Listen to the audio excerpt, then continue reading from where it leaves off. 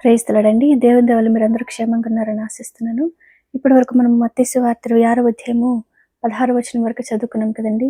ఇవాళ మిగిలిన కొన్ని వచనాలు చదువుకునే ముందు ఒక చిన్న ప్రేయర్ చేసుకుందామండి.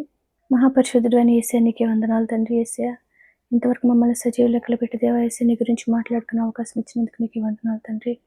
యేసయ్య ఇప్పుడు మీ గురించి మాట్లాడుకోబోతుండగా ఇక్కడ ఏ తప్పు మాట్లాడకుండా యేసు నామములో నా నోటికి మీ కంచె కావాలండును గాక ఆమేన్. యేసు నామములో మా అందరికీ నీ వాక్యాన్ని అర్థం చేసుకునే కృప కలుగును గాక ఆమేన్.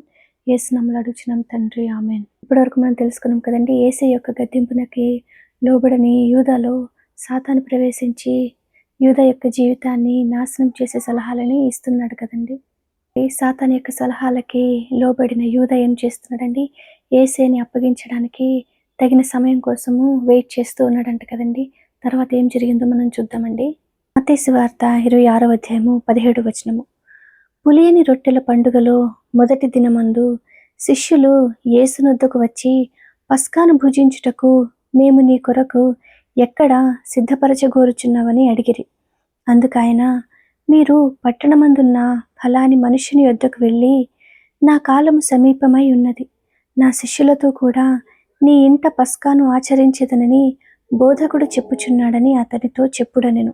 యేసు తమకు ఆజ్ఞాపించిన ప్రకారము శిష్యులు చేసి పస్కాను సిద్ధపరచిరి కదండి. ఇశ్రాయేలీయులు తమని ఐగుప్తు బానిసత్వం నుండి దేవుడు ఏ విధంగా విడిపించారో దానిని జ్ఞాపకం చేసుకోవడానికి పస్కాని ఆచరిస్తారు కదండి.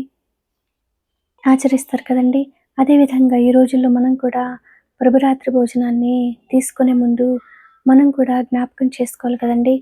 దేవుడు ఏ విధంగా మనల్ని పాపం అనే బానిసత్వం నుంచి విడిపించారో జ్ఞాపకం చేసుకొని దానిలో పాల్గొనాలి కదండి. ఇప్పటివరకు మనం చదువుకున్నాము మత్తయి సువార్త 26వ అధ్యాయము 17వ వచనం నుంచి 19వ వచనం వరకు. వాక్యాన్ని అర్థం చేసుకునే కృప యేసు నామములో మనందరికీ కలుగును గాక ఆమేన్. యేసు నామములో మనందరికీ సమాధానం కలుగును గాక ఆమేన్. Praise the lord.